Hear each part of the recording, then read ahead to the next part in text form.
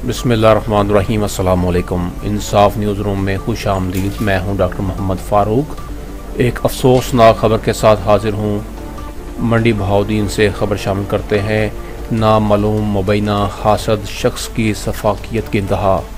तहसील फालिया के इलाका गाहरे में मेहनत कश के लाखों रुपये मालियत के 6 मवेशियों को जिंदा जला डाला।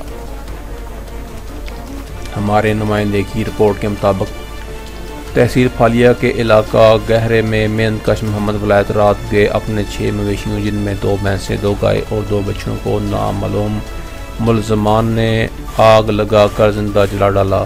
मीडिया से बात करते हुए मोहम्मद वलायत का कहना था कि मेरी किसी से कोई दुश्मनी नहीं।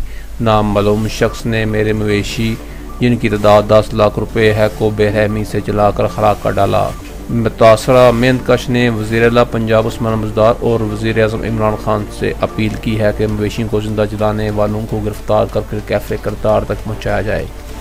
थाना कठियाला शेहा पुलिस ने मौका पर पहुँचकर शवाहिद हासिल करने के बाद तफ्तीश शुरू कर दी। कैमरामैन मोहम्मद अरशद के साथ रिपोर्ट इनायत उल्लाह अंजुम कलेर, ब्यूरो चीफ इंसाफ न्यूज़, मंडी बहाउद्दीन।